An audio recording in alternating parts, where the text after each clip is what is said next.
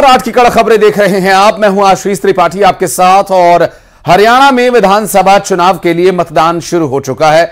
हरियाणा की सभी 90 विधानसभा सीटों पर वोटिंग शुरू हो चुकी है सुबह 7 बजे से और शाम 6 बजे तक यह वोटिंग की प्रक्रिया जारी रहेगी। आपको बता दें कि 90 विधानसभा सीटों पर कुल 1031 उम्मीदवार चुनावी मैदान में हैं, जिनकी किस्मत का फैसला हरियाणा के वोटर्स कर रहे हैं। 90 सीटों में बीजेपी और कांग्रेस दोनों ही पार्टियां चुनाव लड़ रही हैं, जबकि 89 सीटों पर चुनाव लड़ रही है दोनों पार्टियां। कांग्रेस ने एक सीट अपनी सहयोगी पार्टी सीपीआईएम के लिए छोड़ी है, जबकि बीजेपी के हिसार सीट से उम्मीदवार ने अपना नामांकन वापस ले लिया था और अब पार्टी वहां गोपाल कांडा को समर्थन दे चुकी है।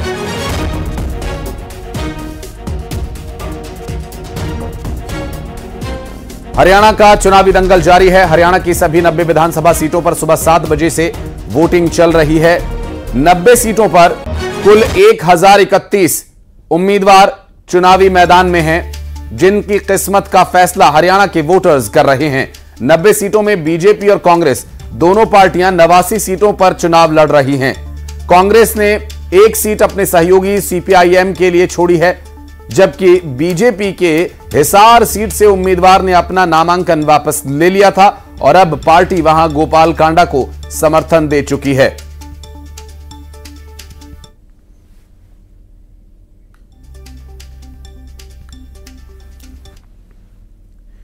और बढ़ते आगे रुक करेंगे कुछ अन्य खबरों का। नक्सलियों के खिलाफ ऑपरेशन में अब और तेजी आएगी। गृहमंत्री अमित शाह ने दिल्ली में एक बड़ी बैठक बुलाई है। दरअसल 7 अक्टूबर को नक्सल प्रभावित राज्यों के सीएम की बैठक होनी है और नक्सल प्रभावित राज्यों के गृह सचिव भी इसमें शामिल होंगे। आईबी चीफ और अर्धसैनिक बलों के डीजी भी मौजूद रहेंगे। 2026 तक नक्सलियों को पूरी तरह से खत्म कर देना है, या तो उन्हें मुख्य धारा से जोड़ने के लिए सरकार की पुनर्वास नीति का इस्तेमाल कर, या फिर जो संविधान में विश्वास नहीं रखते और भारतीय लोकतंत्र को नुकसान पहुंचाते हैं, उनका अंजाम फिर दूसरी तरह से होगा। इस पर बात करेंगे। हमारे सहयोगी अशरफ इस वक्त हमारे साथ जुड़ गए। अशरफ, एक बड़ी नक्सल मर्दन कार्रवाई को अंजाम दिया गया और अब गृहमंत्री अमित शाह ने भी एक बड़ी बैठक बुलाई है। क्या डिटेल्स मिल पा रही है इस बैठक के बारे में? कौन कौन मौजूद रहेगा, क्या है जानकारी अपने पास? देखिए, ये सोमवार को बैठक होगी। गृह मंत्री इस बैठक की अध्यक्षता करेंगे और तमाम जो नक्सल प्रभावित राज्य हैं उसके मुख्यमंत्री, गृह मुख्य सचिव उसमें शामिल रहेंगे, डीजीपी शामिल होंगे और दूसरे केंद्र सरकार की जो एजेंसीज हैं, चाहे वो आईबी हो या अर्धसैनिक बलों के प्रमुख हो, वो तमाम इस मुद्दा बैठक में मौजूद रहेंगे। और इस बैठक का जो एजेंडा है वो ये है कि कैसे हम नक्सल का समूल विनाश करें, इस नक्सल को समाप्त कैसे करें। हालांकि गृह मंत्री कई बार ये दोहरा चुके हैं कि 2 से 3 साल में हम नक्सल को पूरी तरह से खत्म कर देंगे और इस बार तो उन्होंने समय सीमा का ऐलान भी कर दिया है। मुख्यमंत्री ने बताया कि मार्च 2026 तक नक्सल को खत्म कर दिया जाएगा और इसके खात्मे के लिए नक्सल प्रभावित जिलों में, खासकर अगर छत्तीसगढ़ की बात करें कि जो पूरा बस्तर का इलाका है, वहां पर विकास कार्यों किए जा रहे हैं, चाहे उसमें वो सड़क की योजना हो, बिजली की योजना हो, स्वास्थ्य की योजना हो, इन सब योजनाओं पर सरकार का पूरा फोकस है। और दूसरा ये कि नक्सलियों से लगातार सरकार अपील कर रही है कि वो मुख्य धारा में आए और नक्सल को छोड़े, मुख्य धारा में आए। तो ये एक सरकार का इनिशिएटिव और उन्होंने बहुत साफ कर दिया। ये तो आप सरकार के साथ विकास की धारा है उससे जुड़िए, नहीं तो फिर आपको सरकार कार्रवाई करेगी और नक्सल को समाप्त कर देगी। और इसका उदाहरण हमने कल देखा है, जैसे कल मुठभेड़ हुई है, उसमें एक करीब 28 से 30 नक्सलियों के मारे जाने की पुष्टि की गई है। तो ये एक बहुत साफ संकेत है कि या तो नक्सली सरेंडर करें, आत्मसमर्पण करें, विकास के साथ जुड़े, मुख्य धारा में आए, या फिर केंद्र सरकार कार्रवाई करते हुए इनका समूल नाश कर देगी। क्योंकि केंद्र सरकार साफ कर चुकी है कि उनका मकसद मार्च 2026 तक नक्सल समस्या को पूरी तरह से खत्म करने का है। जी निश्चित रूप से। और ये जो टारगेट है, इस टारगेट को पूरा करने के लिए प्रयास भी अब तेजी से किए जा रहे हैं और अंतिम प्रहार की जो बात सरकार के द्वारा कही जाती है, उस अंतिम प्रहार का ये प्रयास भी परिलक्षित होता हुआ दिखाई दे रहा है। बहुत शुक्रिया आपका अशरफ इस पूरे मामले पर जानकारी देने के लिए। और श्योपुर में कांग्रेस विधायक फूल सिंह बरैया अपने चिर परिचित अंदाज में नजर आए और एक बार फिर उन्होंने मंच से एक विवादित बयान दिया। उन्होंने कहा कि बीजेपी वोट लूटती है, पुलिस को लगाकर मशीनों का बटन दबवाती है। फूल सिंह बरैया ने कहा कि अब किसी पुलिस वाले, थानेदार, एसडीओपी ने मशीन का बटन दबाया तो हम उसका हाथ तोड़ देंगे। विधायक ने कहा कि बीजेपी का जो नीति है बीजेपी की, वो न तो उनके पास वोट है और न ही नेता। उसके पास ना वोट है ना नेता है। भारतीय जनता पार्टी जो वोट लेती है तो वोट लूटती है, पुलिस को लगा करके मशीनों का बटन दबाती है।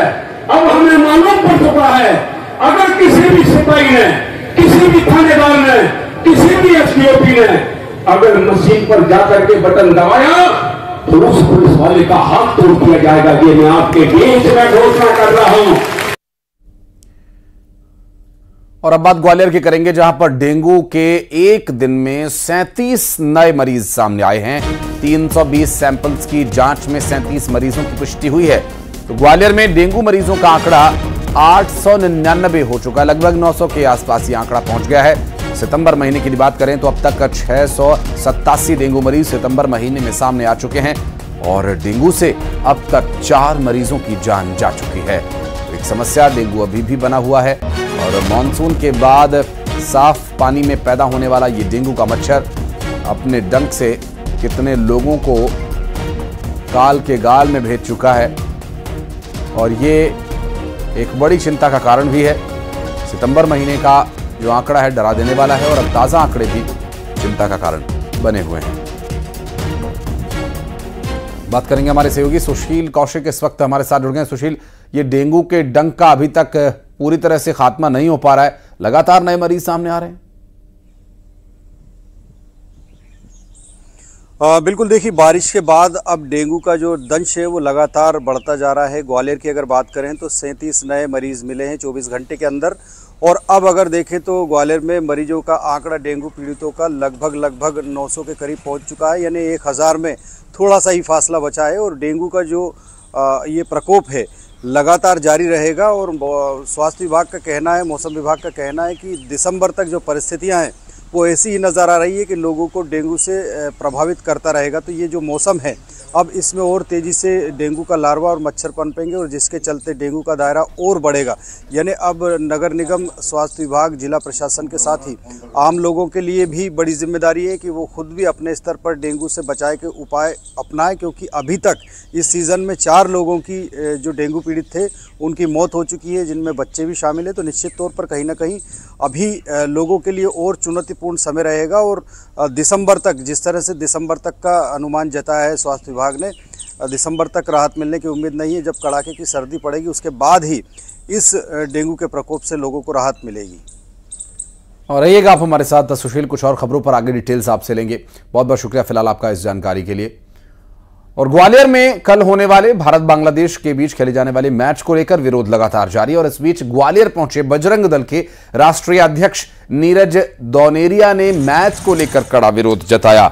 नीरज दौनेरिया ने कहा कि जिस तरीके से बांग्लादेश में हिंदुओं के साथ बर्बरता हो रही है, ऐसे समय में बांग्लादेश के साथ मैच खेलना ठीक नहीं है।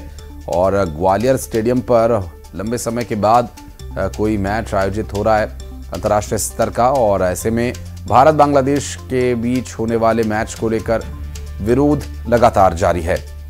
इस पर बात करेंगे हमारे सहयोगी सुशील कौशिक से। सुशील, कल का मैच काफी महत्वपूर्ण है, हालांकि इस बारे में लोगों की राय कुछ अलहदा है। उनका ये कहना है कि जो विरोध, जिस तरह की बर्बरतापूर्ण कृत्य बांग्लादेश में हिंदुओं के खिलाफ हुआ, उसे देखते हुए ये मैच कतई होना नहीं चाहिए। बिल्कुल ठीक कहा आपने। देखिए ग्वालियर में 6 अक्टूबर यानी कल भारत और बांग्लादेश के बीच T20 मैच खेला जाना है। इस सीरीज़ का पहला मैच होगा और इस मैच को लेकर लगातार जो विरोध प्रदर्शन है हिंदू संगठनों के द्वारा, उनके द्वारा लगातार किया जा रहा है। हिंदू महासभा ने भी इस मैच का लगातार विरोध किया है। कल ग्वालियर के लश्कर बंद का ऐलान किया हिंदू महासभा ने। उसके साथ ही बजरंग दल भी अब खुलकर मैदान में आ गया है। बजरंग दल के राष्ट्रीय अध्यक्ष संयोजक नीरज दौनेरिया कल रात ग्वालियर पहुंचे हैं उन्होंने साफ तौर पर कहा है कि ये जो मैच हो रहा है भारत और बांग्लादेश के बीच, ये मैच नहीं होना चाहिए। बीसीसी ने इस बात की गलती की है और इसी को लेकर उन्होंने कहा है कि बजरंग दल के कार्यकर्ता हर स्तर पर इस मैच को रद्द कराने के लिए विरोध करेंगे, क्योंकि जिस तरह से बांग्लादेश में हिंदुओं पर अत्याचार हुए हैं, जो अल्पसंख्यक है उनके खिलाफ जो अत्याचार हो रहे हैं वर्तमान सरकार के और उनके समर्थकों के द्वारा, तो उसको लेकर बांग्लादेश का विरोध है। उनका मैच से किसी तरह का विरोध नहीं है, लेकिन बांग्लादेश की टीम खेल रही है इसी बात का विरोध है।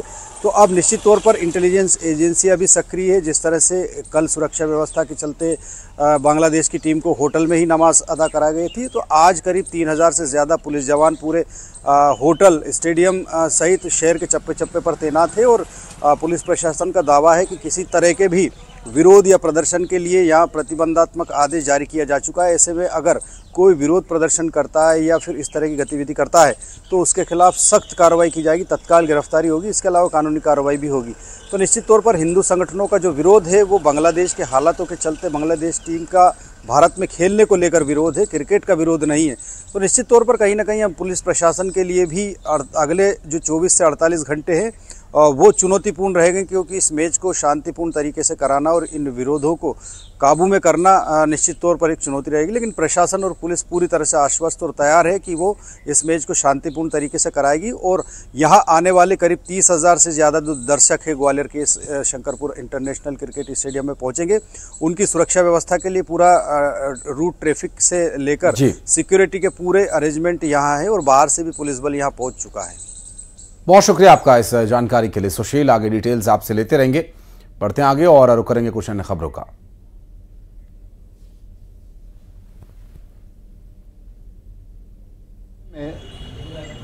जिस प्रकार से बांग्लादेश के साथ में भारत का मैच ऐसे समय पर हो रहा है जिस समय संपूर्ण बांग्लादेश के अंदर हिंदुओं के साथ में बर्बर और भीभत्स अत्याचार हुए हैं। वो इतने भीभत्स अत्याचार हुए हैं कि 2-2, 3-3 दिन तक हिंदुओं की लाशें टांग करके और पूरे दुनिया में देखा है। कितनी ही बहनों को उठा करके सामूहिक गैंगरेप हुए उनके साथ में। ऐसा दुर्व्यवहार पूरी दुनिया में इससे पहले हिंदुओं के साथ बर्बरता नहीं की गई है जैसी बांग्लादेश में इन दिनों हुई। और उसके बावजूद भी वर्तमान समय में बीसीसीआई के द्वारा भारत और बांग्लादेश का ये